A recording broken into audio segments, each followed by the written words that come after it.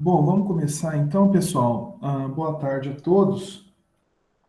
Vamos continuar o nosso mini curso aqui. Hoje, o que nós vamos fazer hoje? Hoje vamos entrar diretamente em como fazer, como calcular e como estudar a teoria qualitativa, ok? O que vai acontecer?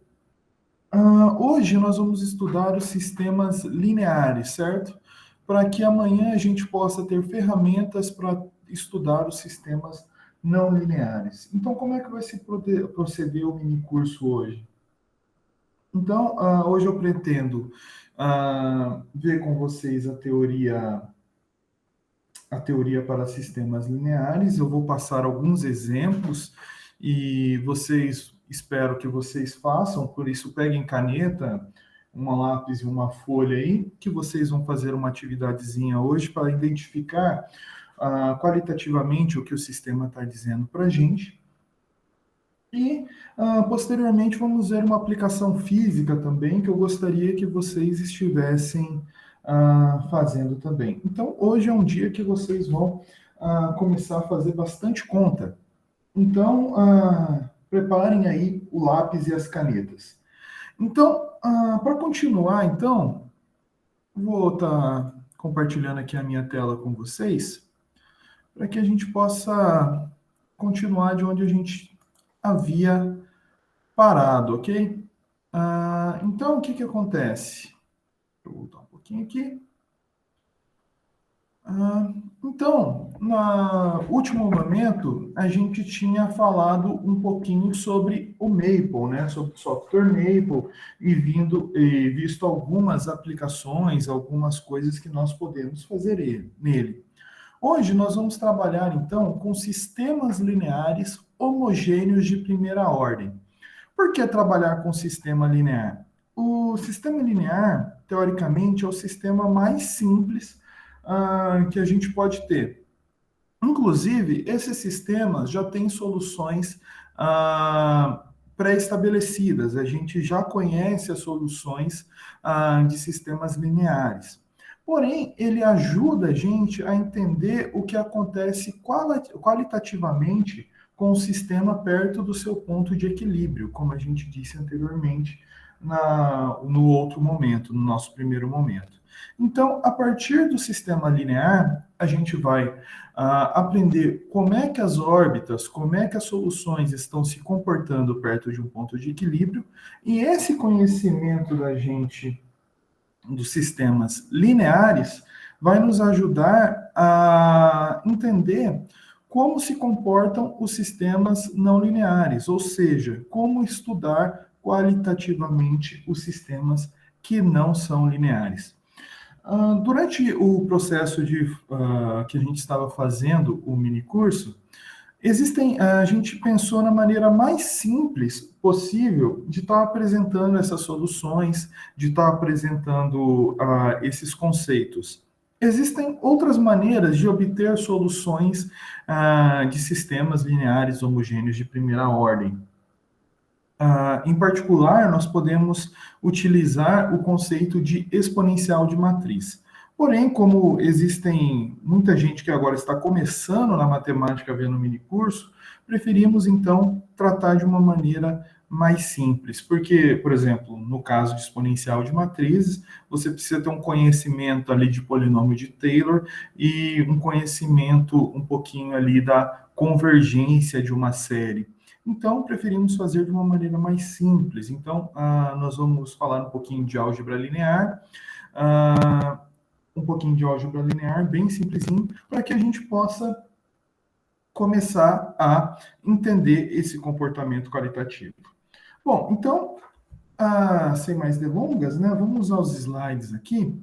Então, como eu disse, o sistema mais simples e o caso introdutório da teoria qualitativa, a gente pode falar que são sistemas homogêneos de primeira ordem com coeficientes constantes, ou seja, sistemas de equações diferenciais em que o f e o g aqui são lineares, ok?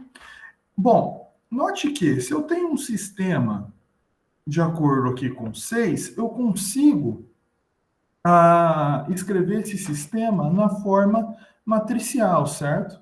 Onde o x ponto aqui é o vetor que representa a derivada do x e a derivada do y. Essa matriz aqui é a matriz dos coeficientes do meu sistema, e aqui eu tenho um vetor x que representa as variáveis x e y. Em particular, vamos trabalhar aqui com essa matriz com todos os coeficientes reais, certo? Existem teorias que trabalham com eles complexos, mas no começo, fazendo uma introdução aqui à teoria qualitativa, nós vamos trabalhar com eles com coeficientes reais, ok? Bom, então, nós vamos supor, em particular, que essa matriz ela tem sempre o determinante diferente de zero. Por quê? Se a minha matriz ela tem o determinante diferente de zero, eu sempre sei que a origem é o único ponto de equilíbrio do meu sistema linear.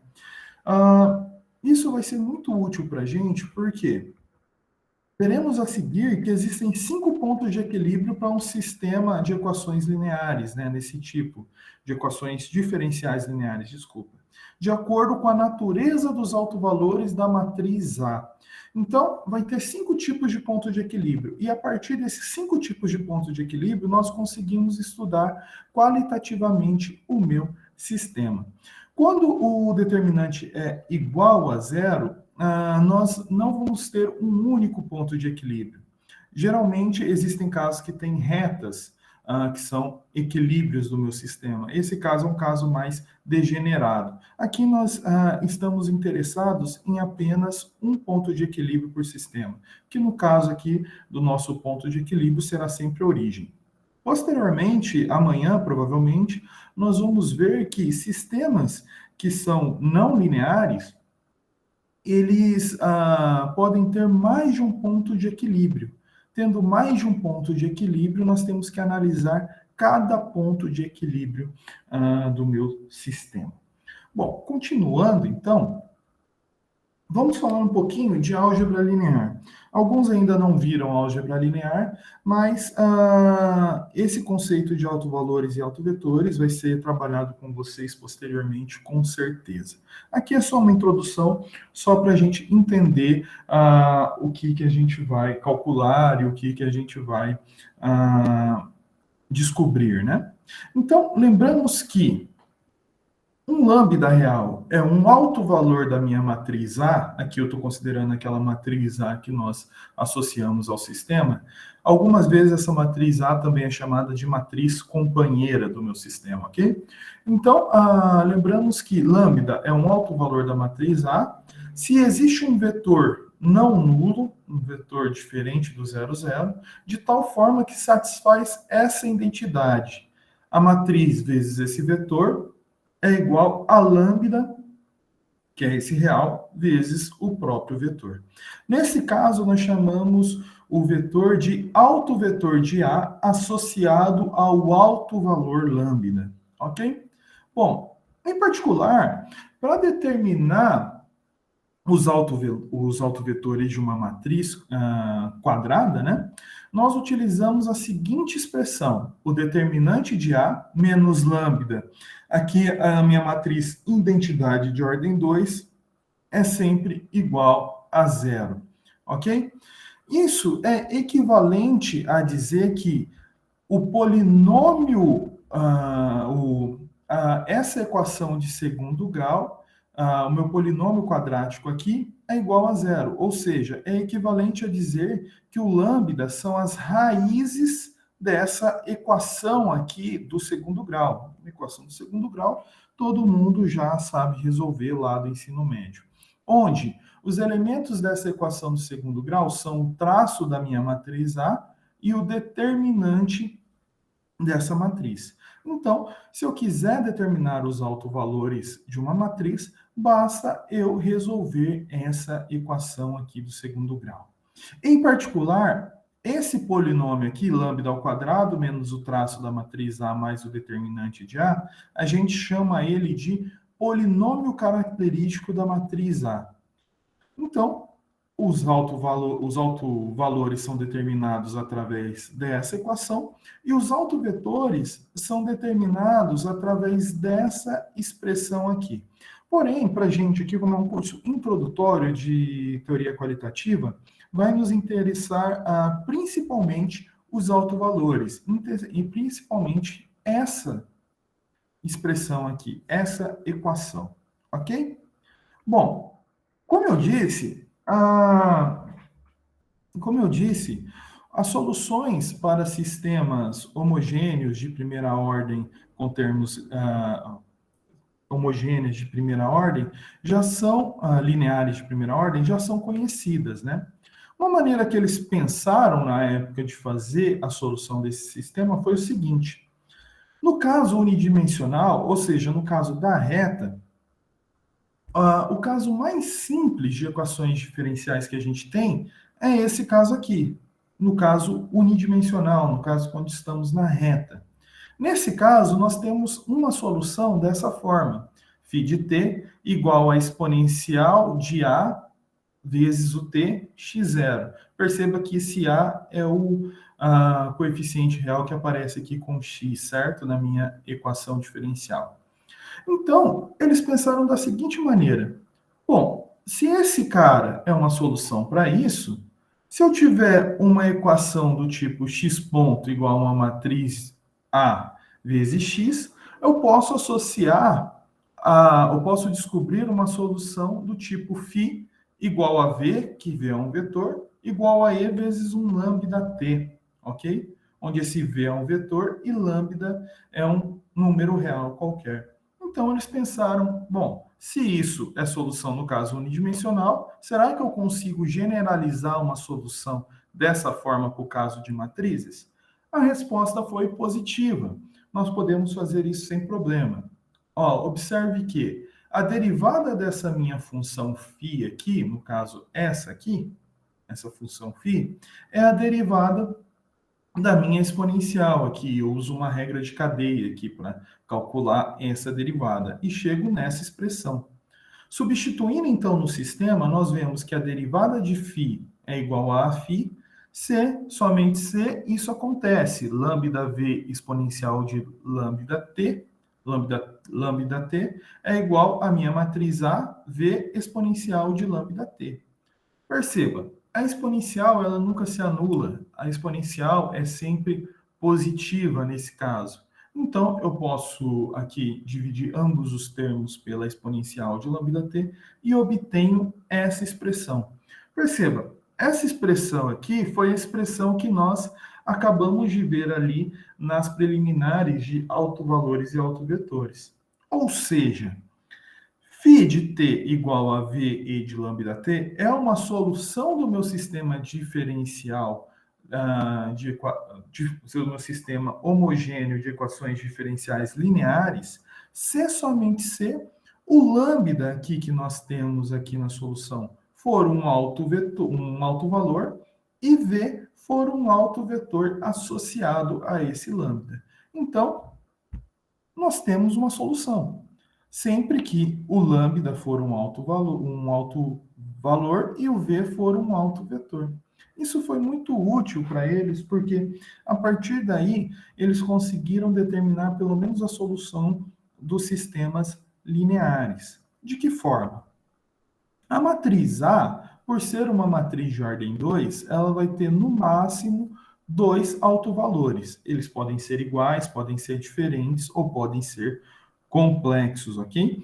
E o que é que acontece com esses autovalores? A partir de uma série de teoremas que eles fizeram nessa época, eles conseguiram determinar que o meu sistema ele vai ter três tipos de soluções em particular, a partir dos seus autovalores e dos seus autovetores.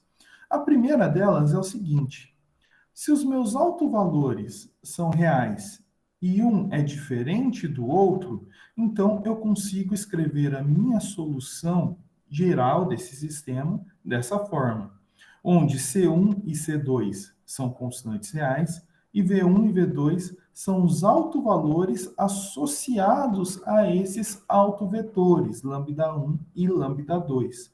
Então, no caso de autovalores diferentes, eu tenho essa solução. Autovalores reais e distintos, né, no caso. No caso de dois autovalores iguais, eu tenho dois casos ali a serem considerados. O primeiro é olhando os dois casos a ser considerados, sempre olhando para os meus autovetores. O primeiro é se V1 e V2 são LI. O que é ser LI? É se um vetor não é múltiplo do outro, nós podemos colocar dessa forma. Se V1 não é um múltiplo de V2. Se V1 não é um múltiplo de V2, ou seja, eles são LI e ambos estão associados ao mesmo autovalor lambda, então nós vamos ter essa solução aqui, que é parecida com a solução, a primeira solução que nós vimos. Mas note que o lambda aqui é igual, certo?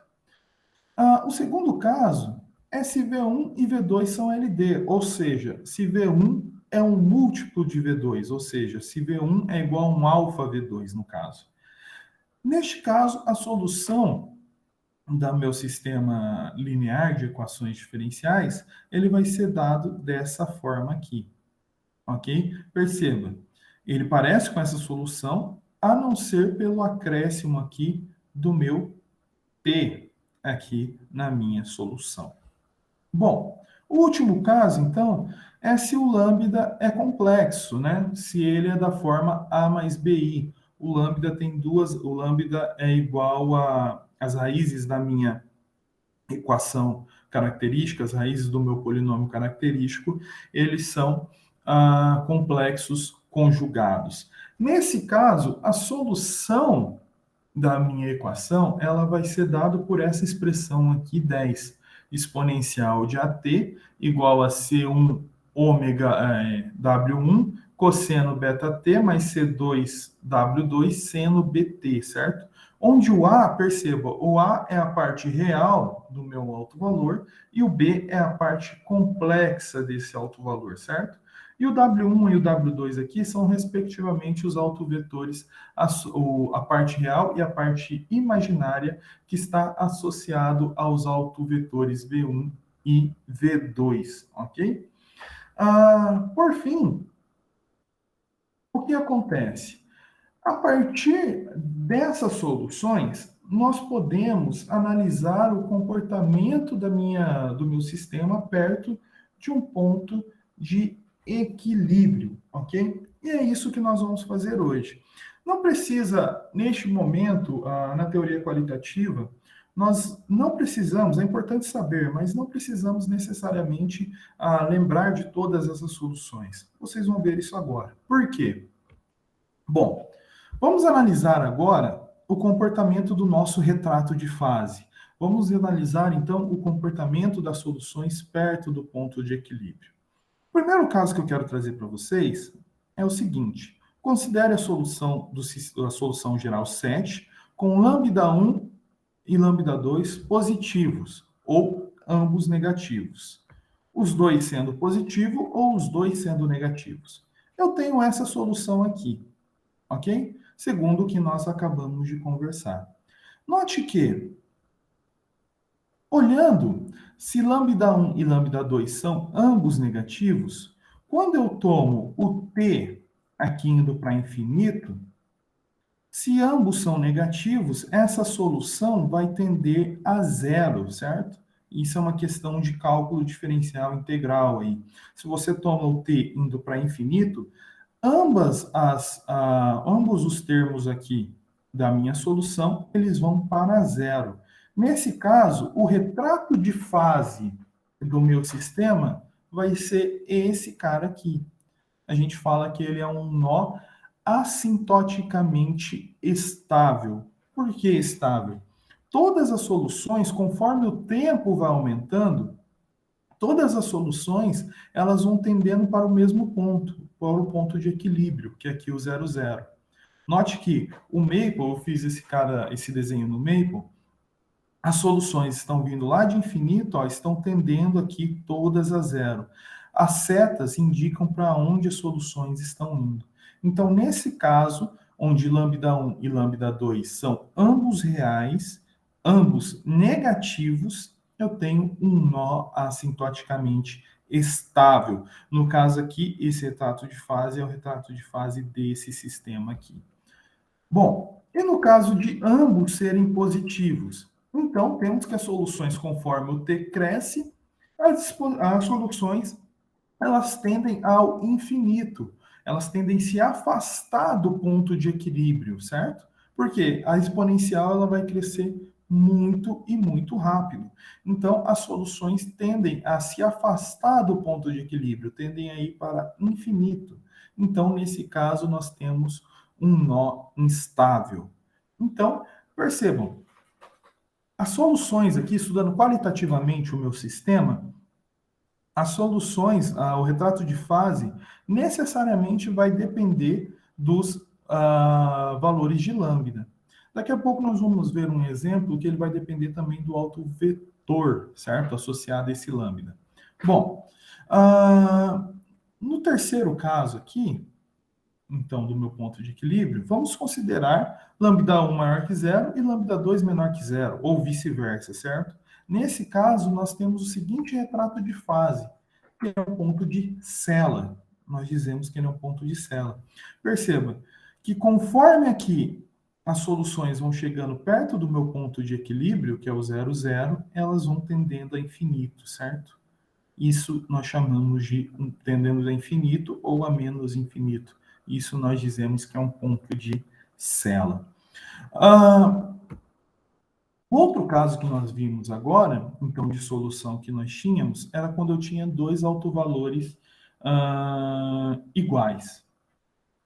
Neste caso, temos dois casos a considerar, assim como nas soluções. Se os meus autovetores são, se eu tenho os dois autovalores iguais e os autovetores são linearmente independentes, então o meu retrato de fase vão ser retas que passam pela origem, certo? Nesse caso, nós dizemos que é um nó próprio. Eles vão ser, perceba, no caso de lambda negativo, eles vão chegar na solução, eles estão tendendo à minha solução.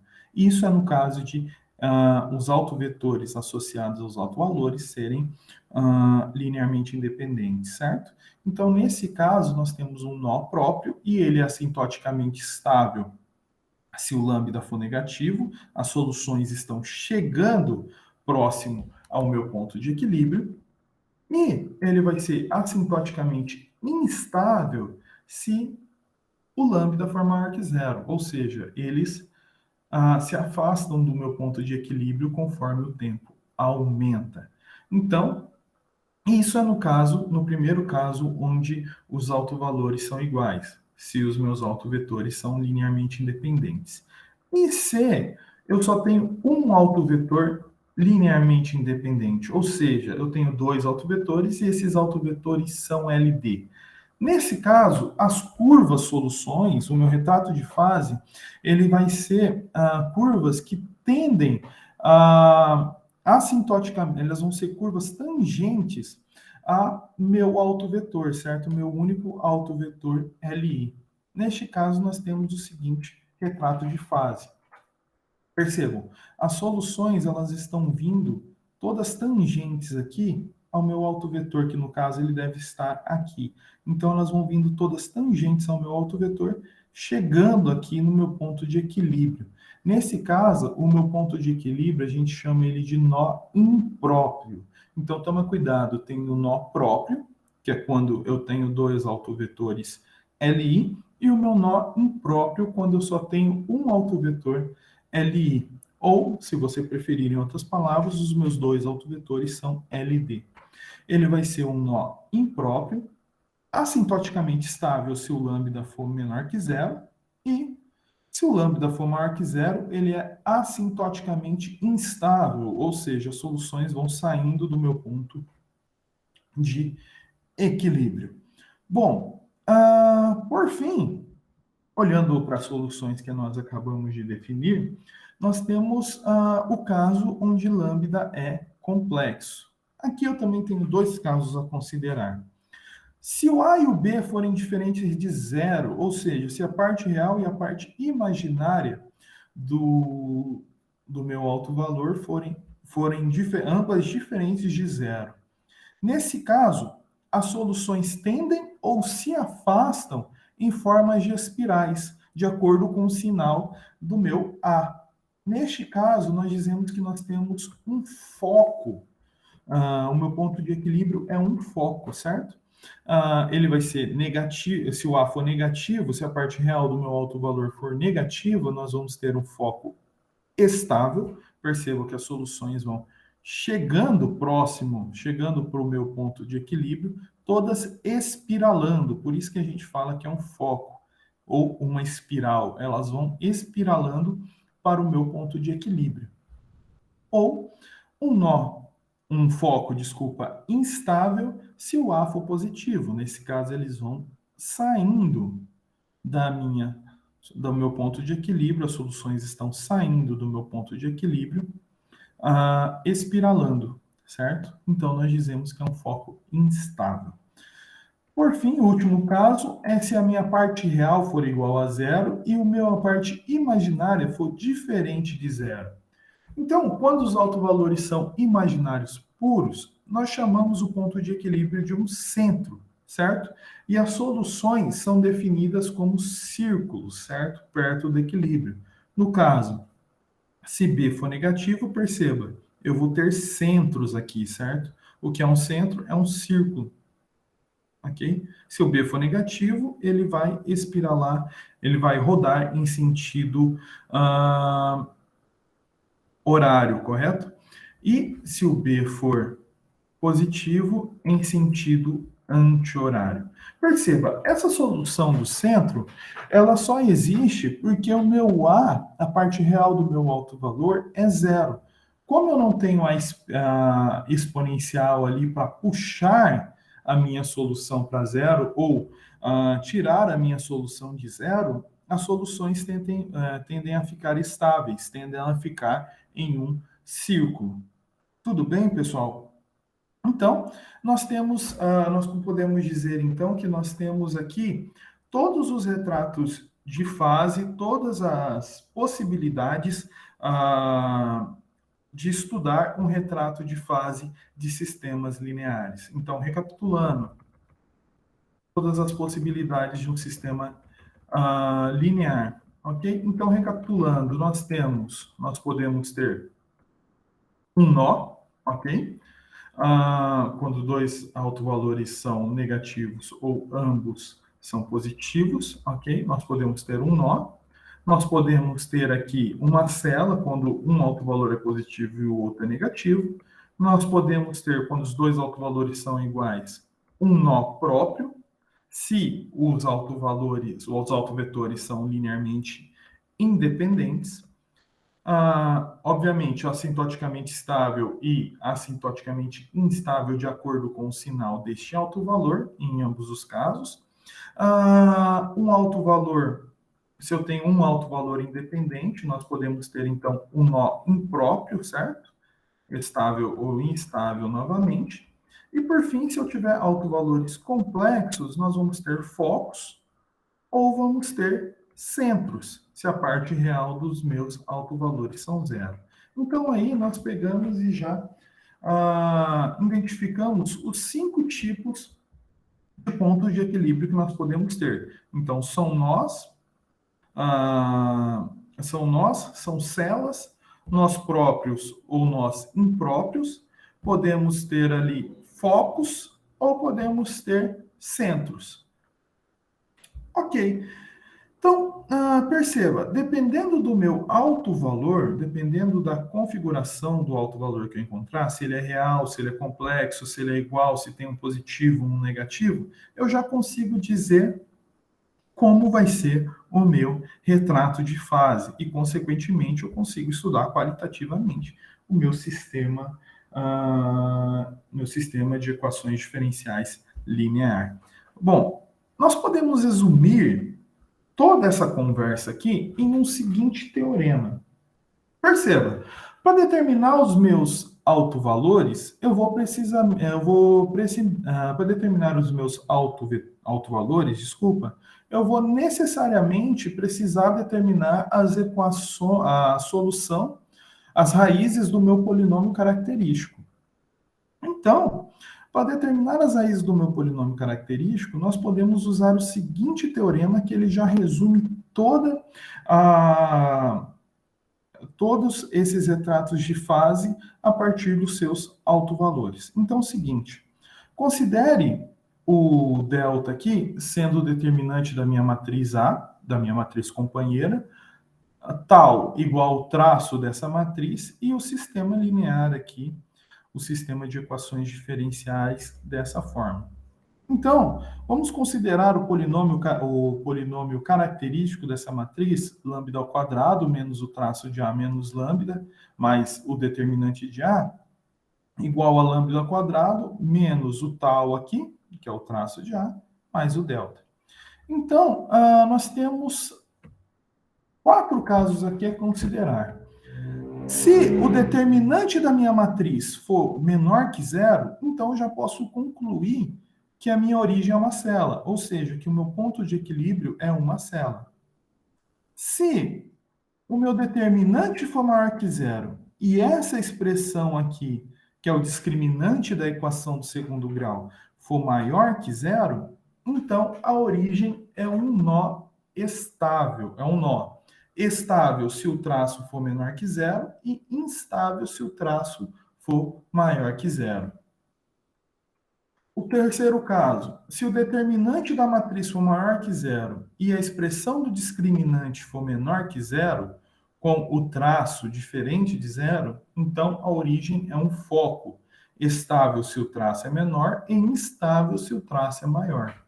E por fim, se o determinante da matriz for maior que zero e o traço igual a zero, então a minha origem, o meu ponto de equilíbrio, será um centro. Então, para determinar os retratos de fase, então, de um sistema de equações diferenciais lineares, basta eu olhar para esse teorema e calcular simplesmente o determinante de uma matriz e o traço de uma matriz.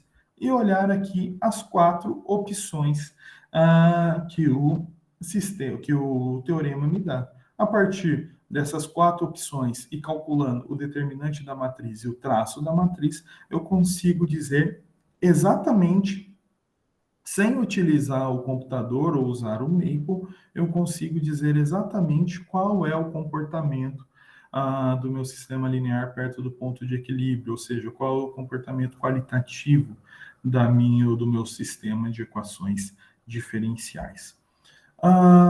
Bom, vamos olhar um pouquinho para esse teorema. Como a gente tem um teorema, ele é de fácil demonstração. Vamos olhar aqui um pouquinho para ele. Deixa eu partir aqui. Esses daqui são alguns exercícios que eu vou pedir para vocês fazerem hoje.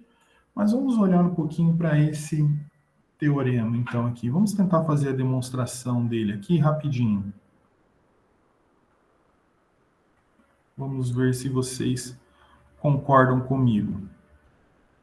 Então, vamos lá. A demonstração desse teorema.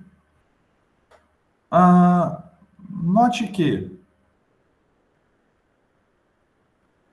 os autovalores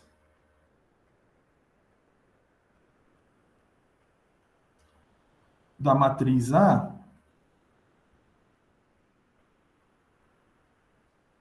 são dados por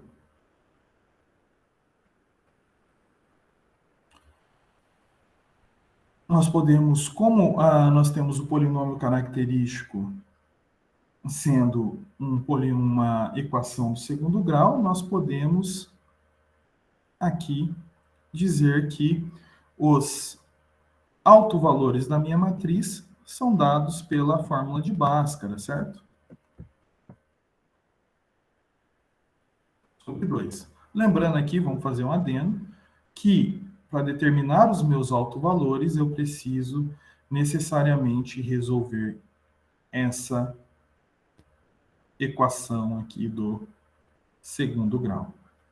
Então, resolvendo a equação do segundo grau, eu consigo determinar meus autovalores. Então, eu estou usando aqui a fórmula de Bhaskara. Então, note, se o caso I, se o determinante aqui for menor que zero, esse cara aqui, ele vai ser positivo, ok? E vou ter dois autovalores com sinais opostos, certo? Só analisando o Bhaskara, nós já conseguimos aqui entender como é que é o comportamento. Então, se o delta for menor que zero, então temos dois autovalores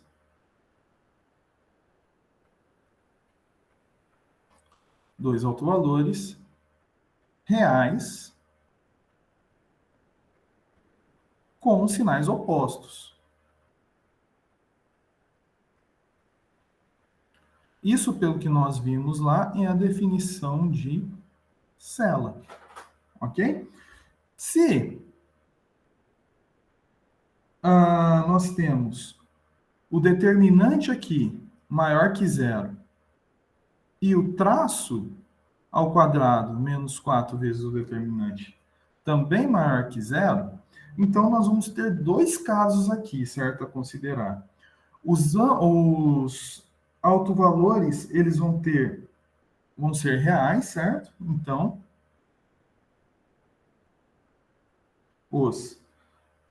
deixa eu colocar aqui com outros termos. Então, temos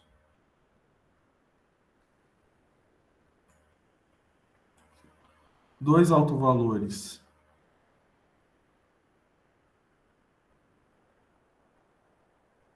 reais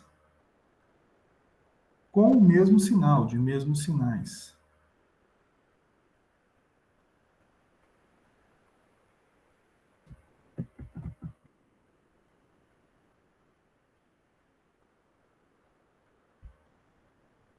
Isso caracteriza, pelo que nós vimos, um nó. Certo? O caso 3.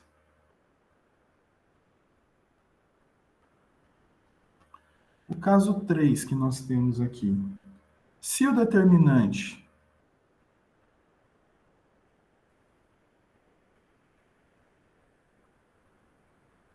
for maior que zero e o traço ao quadrado menos 4 vezes o determinante de A for menor que zero, com o traço diferente de zero, é fácil ver ali, então, temos autovalores complexos,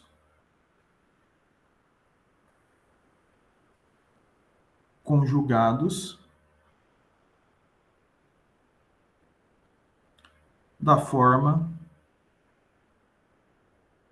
lambda igual a A mais ou menos BI, certo? Perceba aqui que o A, ele vai ser igual ao meu traço sobre 2, né? Segundo a expressão que eu tenho aqui, ó. A minha parte real vai ser o traço sobre 2. Então, aqui nós temos dois autovalores complexos com a parte real aqui não nula. Logo, pelo que nós vimos lá, essa é a definição de foco. E por fim, o quarto item, se o determinante for maior que zero e o traço for igual a zero, então perceba, eu vou ter dois autovalores complexos, né?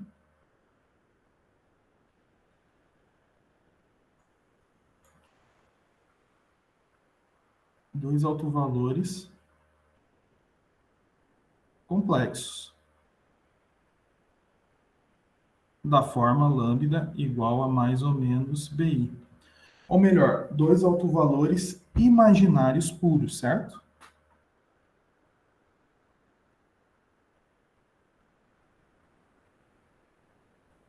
Imaginários puros. Logo, isso caracteriza um centro. Então, é bem simplesinho aqui a demonstração que nós temos desse teorema. É basicamente só olhar aqui para a fórmula de Bhaskara, certo? Para a determinação aqui da fórmula de Bhaskara. Bom, então como é que nós usamos isso daí? Como é que nós determinamos isso num sistema qualquer? Eu vou fazer um caso aqui para vocês e eu vou pedir para vocês fazerem outros dois. Como é que nós determinamos isso? Vamos considerar, então, um sistema numérico aqui do tipo x ponto igual vamos colocar x, y ponto igual a x mais 2y. Esse é um sistema de equações lineares. E note, eu posso escrever esse sistema da seguinte forma: x ponto, y ponto, vou colocar em notação de vetor, igual a minha matriz aqui, ele vai ser 1, 0, 1 e 2, x, y. Como é que eu sei que esse sistema chega nessa matriz? Basta fazer a multiplicação de matriz aqui tranquilamente, né? Linha por coluna, né? Então, eu chego no x e chego aqui em x mais 2y. Então, vamos interpretar isso qualitativamente, vamos interpretar esse sistema qualitativamente. Note que, neste ponto, eu não vou precisar calcular aqui os meus pontos de equilíbrio, porque no texto a gente já disse que os pontos de equilíbrio, eles, num sistema linear cuja matriz companheira tem determinante não nulo, o único ponto de equilíbrio que nós temos é 0, 0. Então, neste ponto aqui, tendo esse conhecimento, eu já não preciso determinar o ponto de equilíbrio. Em outros sistemas, em outros casos que a gente vai ver mais para frente, é necessário calcular este ponto de equilíbrio, certo? Aqui nós não necessariamente precisamos. Então, vamos analisar qualitativamente. Então, pelo teorema, eu preciso saber quem que é o traço da minha matriz e preciso saber quem que é o determinante dessa matriz. Então, note que a minha matriz A, ela é dada por 1, 0, 1 e 2. E temos o traço dessa matriz, ela é a soma aqui da minha diagonal principal, então ela dá 3, certo? E o determinante da matriz A, que é igual aqui o meu delta maiúsculo,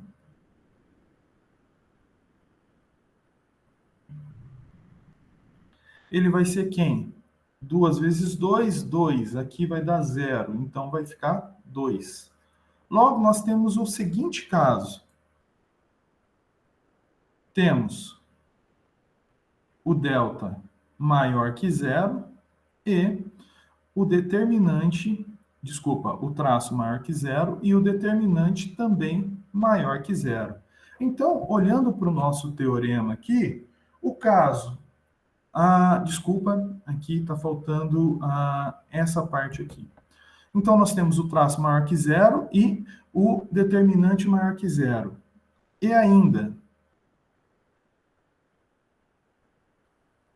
o traço ao quadrado menos 4 vezes o determinante, isso vai dar 3 ao quadrado menos 4 vezes 2. No caso, vai dar 3 ao quadrado menos 8, que é igual a 1. Então, esse cara também é positivo. Então, vamos olhar aqui as nossas possibilidades. Nós temos, então, o delta maior que 0. O traço ao quadrado menos 4 vezes o determinante também ele é maior que 0, certo? E o traço é positivo. Então, nesse caso, nós temos na origem um nó estável, um nó instável, desculpa. Nós vamos ter um nó instável. Aí eu precisaria para determinar se ele é um nó próprio ou um nó impróprio, eu precisaria estar analisando os autovetores desse sistema, ok? Em particular, para não ficar fazendo muitas contas de autovetores, vamos determinar aqui direto do Maple, nós podemos determinar esse sistema. Eu fiz aqui um breve um breve probleminha aqui, eu vou passar para vocês todos os comandos. Mas, terminando aqui, para esse caso, nós temos esse retrato de fase aqui, que ele vai estar gerando. Esperando um pouquinho. Aqui. Provavelmente esse nó, então, ele vai ter os dois autovalores, os dois autovetores linearmente independentes, né? Porque ele está saindo aqui do meu, na verdade ele está tangenciando aqui, ele vai ser um nó impróprio, ok? Então, aqui nós temos o nosso retrato de fase feito no Maple, ok? Eu vou pedir para vocês agora fazerem dois exercícios aí, utilizando o teorema, tá? Calculando pelo traço, sem necessariamente usar métodos computacionais. Vocês calculem eles aí, daí daqui a pouco eu explico para vocês como é que a gente faz esse problema no Maple, tá? Os dois sisteminhas que eu proponho para vocês fazerem, eles vão estar aqui. Ok. Eu gostaria que vocês fizessem esses dois sisteminhas aqui. Analisassem se eles fossem focos, celas, nós ou centros, ok? É bem simplesinho da maneira que eu fiz. Achem aí a matriz companheira e, posteriormente, analisem pelo teorema o que foi dado, qual que é o comportamento do ponto de equilíbrio. Tudo bem, pessoal? Dá para fazer? Tranquilo? Anotem aí o sistema, daí eu vou colocar o determinante, o teorema, para vocês estarem fazendo.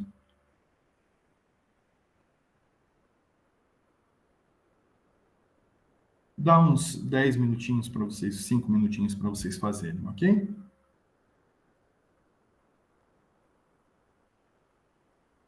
Todo mundo anotou aí?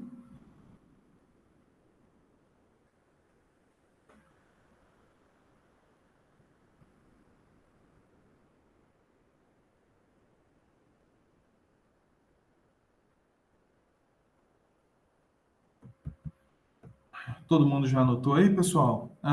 Terminando, então, vocês enviem aí. Terminando, vocês enviem no chat que já acabaram aí, daí a gente pega e começa a fazer. Tudo bem, pessoal? Dá uns 5 minutinhos para vocês fazerem. Vou deixar aqui na página do teorema para vocês estarem analisando. Tudo bem?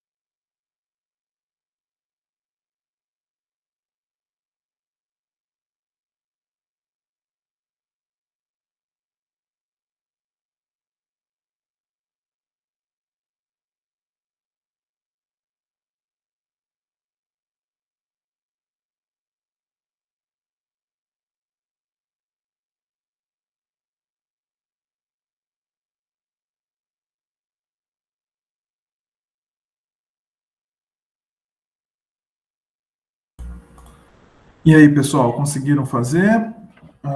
Chegaram na cela e no centro aí? Respondam no chat aí, quem conseguiu fazer.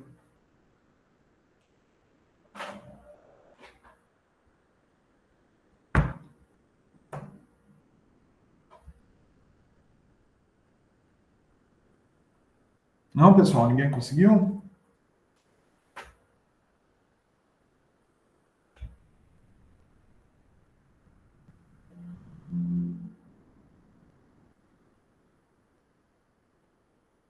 O item A é cela e o item B deu centro, professor? É isso? Isso. Perfeito, João. Que agora eu me perdi. Você pode colocar na tela o teorema, fazendo um favor? Vamos lá, voltando ao teorema aqui. Isso. O primeiro vai dar uma cela, né? Você chega num determinante negativo, concorda comigo? Isso, menos 6. E o segundo vai dar um foco, né?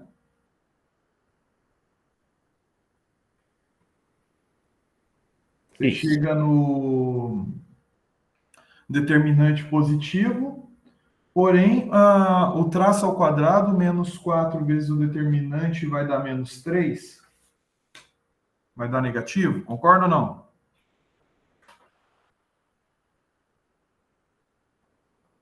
Chegaram nisso, pessoal? Sim ou Sim, eu não? cheguei. Sim? Vamos lá, vamos fazer aqui então? Vamos pegar aqui que eu vou passar mais um ainda para vocês fazerem, tá?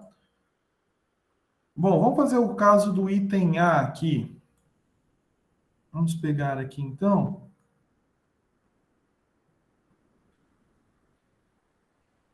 Então é cela e foco, né, professor? Isso. Eu me confundi, porque aqui tinha dado determinante cela e o senhor falou. O Quer dizer, eu foco. falei foco, o senhor falou centro, eu fiquei confuso. Centro. Não, é foco, desculpa. Se eu falei assim, desculpa. Um é foco e o outro é cela, né? Y ponto igual a x menos 2. Então, eu tenho esse sistema x menos 2y, né? É isso. Deixa eu dar uma analisada aqui. Isso. Vamos lá, pessoal. Eu esqueci de comentar, mas observação aqui. A derivada, ela tem algumas notações que a gente pode usar. Por exemplo, a y' tem dy, dx, que é a notação de Leibniz aqui, que a gente fala que a y, eu estou derivando ela de acordo, derivando ela em relação à variável x, e tenho essa notação aqui, que é de y ponto, que geralmente a gente usa para sistemas dinâmicos, sistemas de equações, certo? Geralmente eu uso essa notação aqui, mas qualquer uma das três aqui também é válida, tá, pessoal? Enfim, vamos lá. Então, note que eu posso transformar esse sistema de equações aqui dessa forma, eu posso escrevê-lo dessa forma, 0,3, 1 menos 2, xy, ok? Então, o que acontece? Aqui a minha matriz A, então temos que a minha matriz A, ela vai ser dada por 0, 3, 1 e menos 2. Logo, nós temos o traço dessa matriz, que é a soma aqui da diagonal, ele vai ser menos 2. Ok? E o determinante da matriz A, que eu chamei de delta aqui, ele vai dar o quê? 0 aqui, né? Menos 3. Então, temos o traço negativo e o determinante negativo. Aqui, nessa parte, eu já paro. Por quê? O determinante é negativo. Segundo o teorema, quando eu tenho o caso do determinante negativo, eu já sei que é um ponto de cela, é o item I. Então, o que vai acontecer? Nós já sabemos que o comportamento qualitativo aqui, o comportamento do meu ponto de equilíbrio no 0, 0, deixa eu ver se consigo desenhar aqui certinho, ele vai ser um comportamento de sela, ou seja, vão ser curvas desse tipo aqui. Daqui a pouco vamos fazer lá no Maple, para vocês verem que isso aqui vai mesmo acontecer. Então, vai ser um comportamento aqui bem tosco esse desenho agora, desculpem. Vai ser um comportamento dessa forma aqui, ok? Vamos fazer no Maple daqui a pouco esses sistemas para vocês darem uma olhada como é que é. Bom, vamos para o sistema B. O sistema B, ele é dado por, deixa eu voltar lá em cima, x ponto igual a menos x menos 3, y. Deixa eu dar uma olhada aqui na anotação que eu fiz, que eu acho que é mais fácil. Então, o sistema B, ele é dado por x ponto igual a menos x menos 3y, e o y ponto, ele é dado por x mais 2y. Então, vamos lá. Novamente, nós podemos, então, associar esse sistema, podemos escrever esse sistema dessa forma, onde a minha matriz aqui vai ser dada por menos 1, menos 3, 1 e 2, xy, logo, a minha matriz A, ela vai ser menos 1, menos 3, 1 e 2. Assim, nós vamos ter que o traço da minha matriz, então, o traço da matriz A, ele vai ser dado pela soma da diagonal principal, ele vai ser 1, então ele é positivo, e o determinante da minha matriz A, ele vai ser dado por menos 2 com mais 3. Então, ele vai ser menos 2 mais 3, que ele vai dar 1, que é positivo também. Então, perceba, eu tenho traço positivo e determinante positivo. Quando eu tenho traço e o determinante positivo, eu tenho que analisar o discriminante do meu polinômio característico. Em outras palavras, calculando o traço ao quadrado menos 4 vezes o determinante, nós vamos ter aqui 1 ao quadrado, traço ao quadrado, menos 4 vezes 1. Isso vai me dar menos 3, que é negativo. Ou seja, nós vamos ter o traço positivo, nós temos o determinante positivo e o traço ao quadrado menos 4 vezes o determinante negativo. Esses três dados se encaixam aqui no meu item 3i, certo? O determinante positivo, o traço ao quadrado menos 4 vezes determinante negativo, o traço não nulo e positivo. Isso quer dizer, então, que eu tenho a origem é um foco e um foco instável. Então, eu posso dizer, vou tentar fazer esse desenho aqui, que a minha origem, as soluções vão tendendo para a minha origem em espirais. Mais ou menos tendendo para a minha origem não, saindo da minha origem, porque ele é instável, eles estão saindo da origem em forma de espirais. Ok? Então, para quem, como vocês viram agora, vocês acabaram de, sem computador, sem nada, conseguir analisar um sistema qualitativamente, um sistema homogêneo, linear, um sistema de equações diferenciais homogêneo de primeira ordem linear.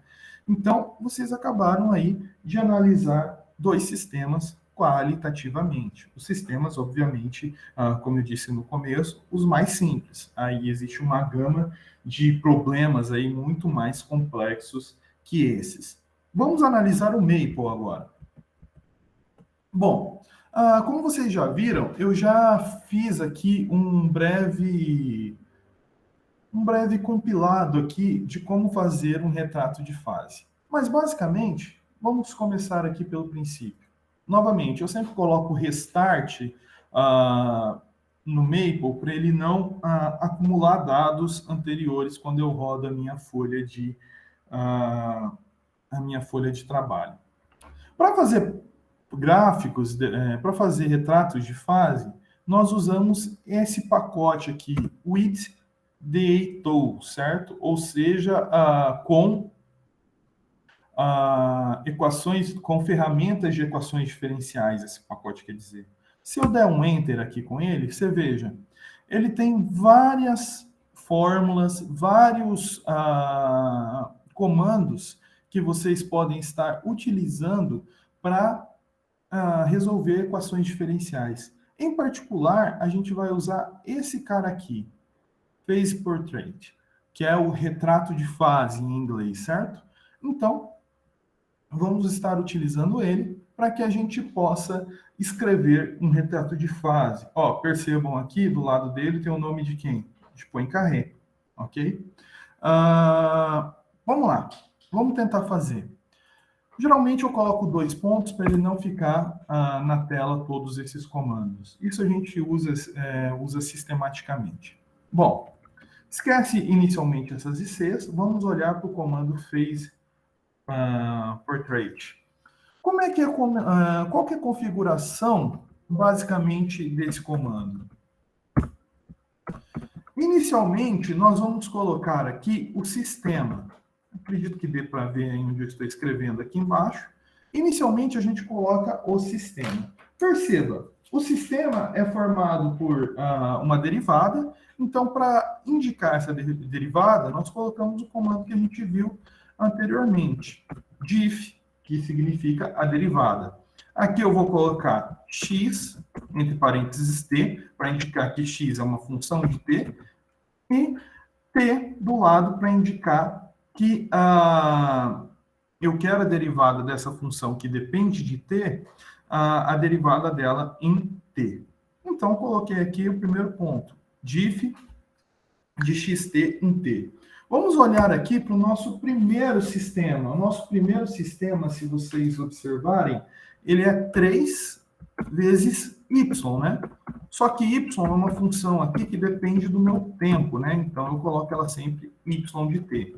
Estou olhando aqui, tentando fazer o retrato de fase do nosso primeiro sistema aqui, que é uma celinha, certo? Então, beleza. Coloquei aqui a minha primeira equação. Diff x de t, que significa aqui o x ponto, né? 3y. Segunda equação, vírgula, diff y de t em t, ou seja, a derivada de y em t, é igual a x de t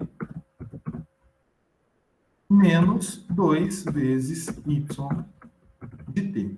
Então, aqui já está escrito o meu sistema, certo? Esse aqui é a maneira que o Maple entende um sistema aqui, que você pode escrever um sistema planar no Maple.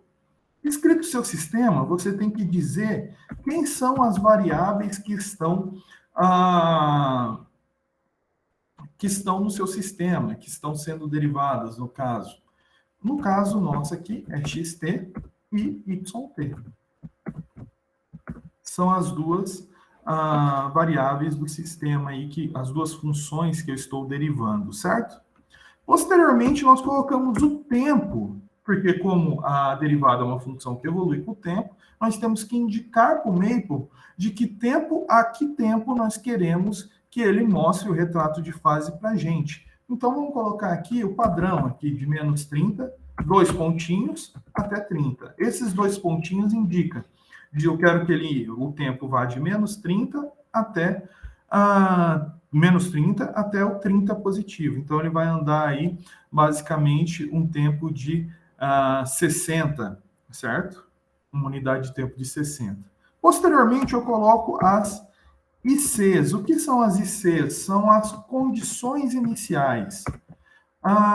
Em particular, a gente sempre indica aqui as condições iniciais com x de zero, certo? Ou seja, x no ponto zero, por exemplo, eu quero que ele seja 1. E y no ponto zero, no inicial dele, aonde eu quero que a minha órbita, onde eu quero que a minha solução comece, y de zero igual a 1. Ou seja, o Maple vai entender que a minha órbita está começando no ponto 1, 1. Em particular, vamos pegar aqui alguns pontos simétricos, só para ficar mais legal aqui o nosso retrato de fase. Então, vamos pegar o 1, 1, vamos pegar o menos 1, 1, vamos tomar aqui o 1 e menos 1, e por fim, vamos tomar aqui o menos 1 e menos 1. Ok, essas serão nossas condições iniciais. Dei 4 condições iniciais para ele. Posteriormente, eu preciso dizer qual vai ser o tamanho do meu retrato de fase. Vamos pegar x de menos 5 até 5, y de menos 5 até 5. Isso indica o tamanho do seu retrato de fase. O passo, step size, que é o passo que eu quero que o meu sistema calcule, escreva, desenhe as órbitas. Sempre coloco um padrão de 0,01, mas depois, se vocês quiserem variar, a gente pode fazer isso. Arrows, ou seja, as setas. Vamos colocar nossas setas aqui num tamanho médio, e grid, ele indica o tamanho que você quer das setas. Eu sempre coloco tamanho 15 por 15. É padrão, mas vocês podem aí mudar de acordo com o que vocês quiserem. Por fim, a cor do seu retrato de fase, line color. Eu sempre coloco azul. Ok, então aqui nós temos todo o comando para fazer um retrato de fase. É bastante coisa, mas conforme você vai fazendo, você acostuma e você pega métodos ali para sair mais fácil o retrato de fase, para você construir o seu retrato de fase mais facilmente. Vamos dar um Enter. Vamos ver se ele calcula. Pronto. Está aí o nosso retrato de fase. Perceba, ele tem uma cela aqui na origem. A gente pegou ele bem em cima, um ponto aqui bem em cima do nosso variedade instável aqui. Vamos mudar um pouquinho?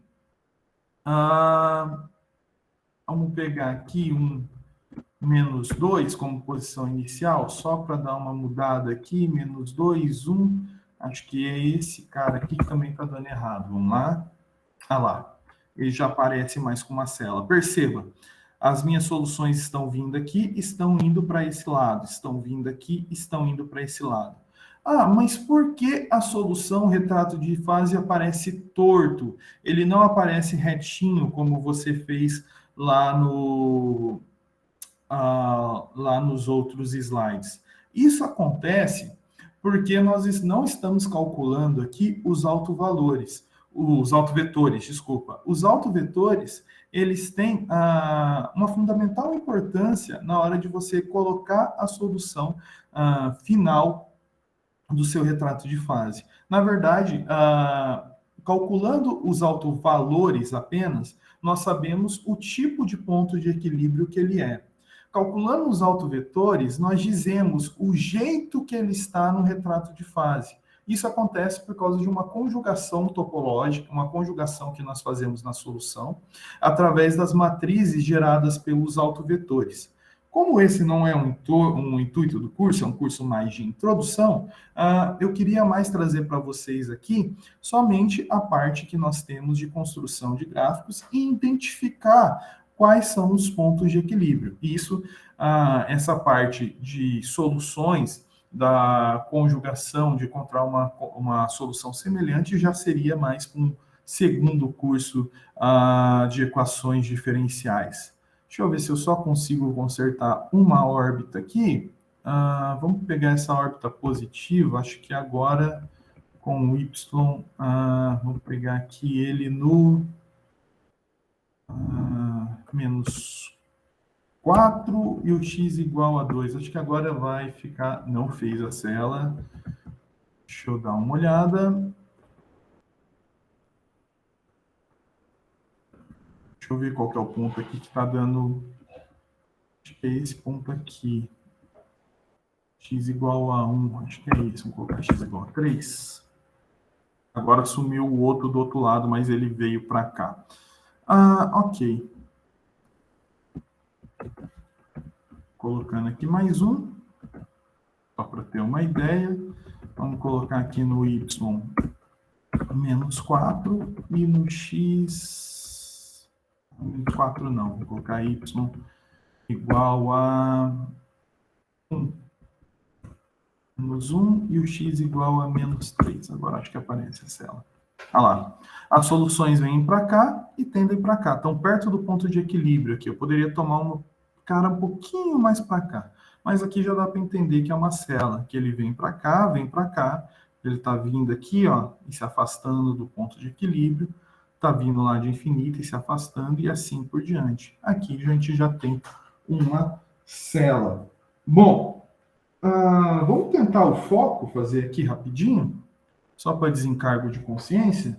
A gente pode fazer, então, o foco, ele vai ser menos x de t, menos 3y, mais x mais 2y. Então, esse será nosso sistema. Vamos ver se o Maple vai de acordo com as contas que nós fizemos. Ó, esse já apareceu mais um foco. Perceba, ele já está aqui, todos saindo, como nós dissemos pelo teorema, as órbitas todas estão saindo aqui da minha origem. Perceba que as setas estão indicando o comportamento da solução. Ok, pessoal? Alguma dúvida aí? Alguma dúvida, pessoal?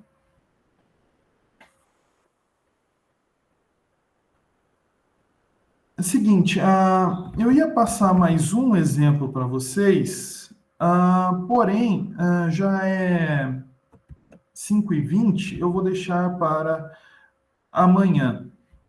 Eu só queria comentar o seguinte, do diagrama de estabilidade. Bom,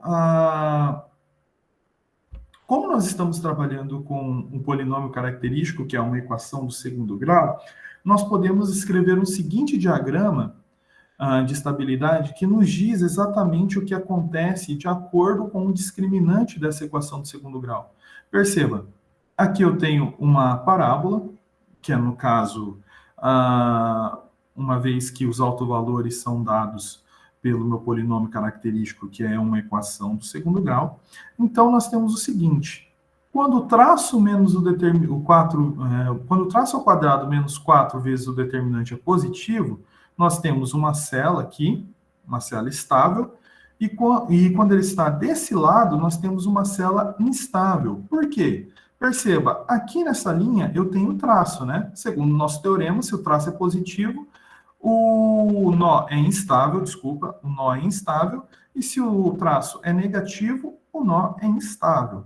Dentro aqui da minha parábola, acontece a mesma coisa. Aqui eu vou ter que o traço ao quadrado menos 4 vezes o determinante é negativo, então, desse lado aqui, como o traço está negativo, eu tenho uma espiral estável, certo? Como o traço para esse lado é positivo, eu tenho uma espiral instável. Em cima aqui, ó, dessa reta aqui, eu vou ter os centros. E abaixo aqui desse plano, eu vou ter as células, que indicam onde o determinante é negativo. Perceba, o centro está bem em cima onde o traço é nulo, certo? O traço aqui no meu diagrama, o traço é nulo nessa reta aqui. Então, coerentemente, pelo nosso teorema, nós temos aqui que em cima dessa reta nós teremos os centros. Esses diagramas ajudam bastante a gente quando a gente vai estudar teoria qualitativa na parte de bifurcações, certo? Por exemplo, o que acontece quando eu tenho um foco que chega muito perto aqui dessa reta aqui, da reta do traço igual a zero? O que acontece? Ele vai sair de um foco e entrar num centro? De que maneira? Ou se eu tenho um centro e, teoricamente, eu perturbo ele, faço uma pequena mudança nele, ele vai se tornar um foco ou ele vai continuar sendo um centro? Essas coisas que são interessantes a gente estudar na teoria qualitativa. Por exemplo, se eu tenho um nó instável ou um nó instável, se eu estou aqui nesse diagrama e trago esse nó instável aqui, fazendo o determinante dele ficar negativo, trazendo ele perto dessa reta. Ele vai virar um nó, isso ele vai virar uma cela. Isso gera algumas coisas, como disse, as bifurcações. Daí temos vários tipos de bifurcação. Bifurcação de Hopf, bifurcação cela-nó, e tem inúmeros tipos de bifurcações, e isso é muito interessante de estudar na teoria qualitativa. Bom, eu vou terminar por aqui, porque no final a gente vai passar do horário. Amanhã, no próximo encontro, né, a gente vai começar então com um exemplo. Eu vou pedir para vocês fazerem o exemplo do oscilador harmônico, certo? Que ele pode ser expresso por uma equação, por um sistema de equações lineares, certo? O sistema de equações diferenciais lineares. E eu vou querer que vocês, teoricamente, me indiquem o que está acontecendo, o comportamento do sistema de equação que retrata esse oscilador harmônico. Então, eu vou parar com a apresentação por aqui. Se vocês tiverem alguma pergunta, podem fazer, pessoal. Professor, boa tarde. Boa tarde, Kézia.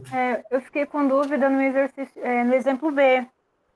O traço da matriz A é multiplicação da diagonal principal? Não, o traço da matriz A, ela é a soma dos elementos da diagonal principal, concorda? Tá, entendi errado. Desculpa. O traço aqui, no caso, vai ser menos 1 mais 2, né? Dá 1. Então, eu tinha feito multiplicação, daí tinha dado menos 2. Entendi errado, desculpa. É a soma, tá? Tá bom, obrigado, professor. Só isso mesmo.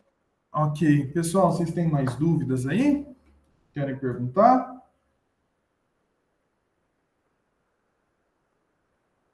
Então tudo bem, pessoal. Se tiverem dúvidas, podem perguntar aí. Eu vou pedir para o Fernando, então, parar o... Você quer fazer no chute, Pedro? Ótimo. Eu vou pedir para o Fernando, então... Fernando está aí ainda? Pedir para o Fernando cancelar a apresentação. Acho que ele não está. Então, tudo bem, pessoal. A gente se encontra, então, aqui amanhã, às 4 da tarde. E daí a gente vai começar a ver sistemas não lineares, um pouquinho de sistemas não lineares. E a gente termina aí o mini curso. Vou pedir para vocês fazerem mais algumas continhas, vendo essa parte aí de sistemas de teoria qualitativa de equações diferenciais. E eu vou passar algumas coisas para vocês também, de alguns problemas em aberto que existem para vocês, servir de motivação aí, para vocês, quem sabe, estudar isso no futuro. Pode falar, Pedro. Senhor, vou fazer uma pergunta para você, mas eu acho que talvez seja melhor você responder amanhã. Eu não sei se você já falou hoje, mas que eu cheguei um pouco atrasado. Mas eu ia perguntar qual que é, mais ou menos, se você consegue, tipo, simplificar um pouco de como que você faz a sua pesquisa nessa parte de... Isso daí eu respondo amanhã. Isso daí eu respondo amanhã. Se precisar, se tiverem dúvida, depois eu falo um pouquinho do que eu pesquiso com o professor Marcelo, e também de outras áreas de pesquisa que vocês podem também entrar para estudar na teoria qualitativa também. Existem muitas coisas que poderia ser feito, entendeu? Porque me parece assim que isso aí, se eu tiver errado, você fala, mas eu acho que o número de aplicação, pelo raso que eu tô vendo assim, parece que é, tipo, gigantesco, né? É porque, assim, o mundo, ele é gerido por equações, né? Sim. Se você for ver, o mundo é gerido por equações. Todos os fenômenos da natureza que nós temos, nós conseguimos descrever eles por matemática. Descrever eles por matemática e descrever eles por equações. Todas as equações físicas são equações matemáticas, certo? Então, o Certo. que acontece? Cada vez que sai um problema novo, ou sai por exemplo, um teste novo, que sai alguma coisa desse tipo, dá para você gerir por equações. E dá para você estudar alguns casos, né, ou quase todos os casos, através de equações diferenciais, ou parciais, ou equações diferenciais ordinárias. Dá para você estudar muita coisa.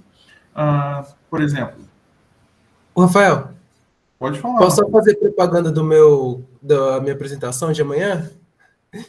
Faz, faz, Matheus. Porque eu estudo, né, com o Messias, e amanhã a gente vai mostrar um modelinho de um comportamento do sistema nervoso do cérebro. Então, a gente vai mostrar tudo isso, a bifurcação de Hopf, quando acontece de um ponto de estável para instável, começa amanhã às 10h50, se não me engano.